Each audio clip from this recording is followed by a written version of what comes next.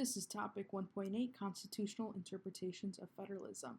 We introduced the topic of federalism last video, and we're continuing it this video looking at different clauses and amendments and how the Supreme Court has interpreted them and how the power of balance has shifted over time. So the Necessary and Proper Clause, we've talked about that in previous videos, same as the Commerce Clause. The 10th Amendment, don't get tripped up on the wording. It just means that any power that's not given to the national government is left to the states. It is a reserved power. And the 14th Amendment, so this finally applied the Bill of Rights to the states.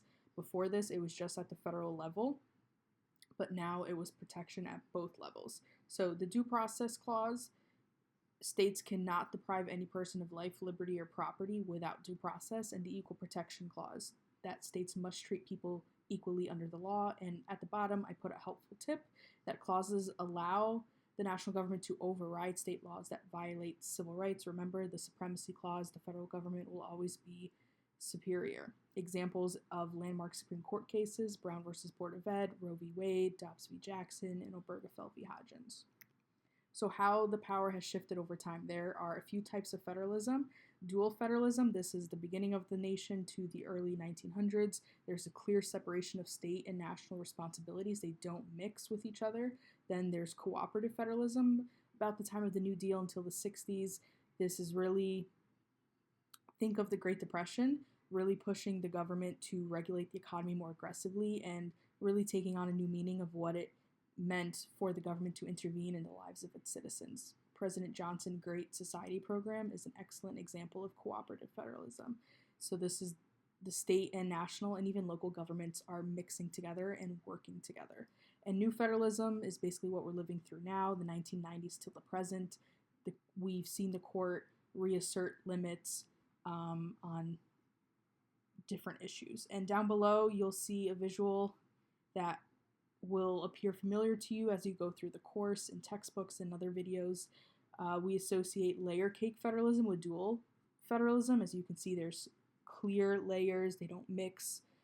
State has its own layer, national has its own layer, and then marble cake and goes hand in hand with cooperative. You can see that they start to mix and blend, symbolizing the national and state government working together.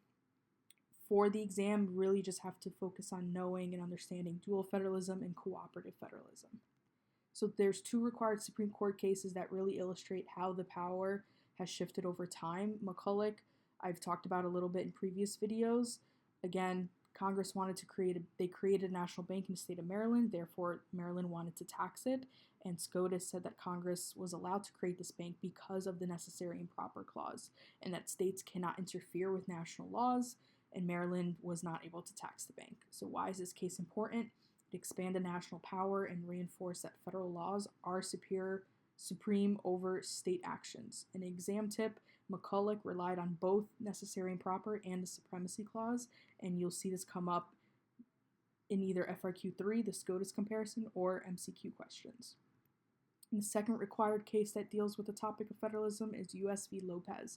So in 1995, a 12th grade student in the state of Texas brought a weapon to school. He was arrested and charged under Texas law, prohibited firearm possession on school grounds. The next day, those state charges were dropped, but then he was charged with a federal charge under the Gun-Free School Zones Act of 1990, which was a federal law that made it a crime to knowingly possess a weapon in a school zone.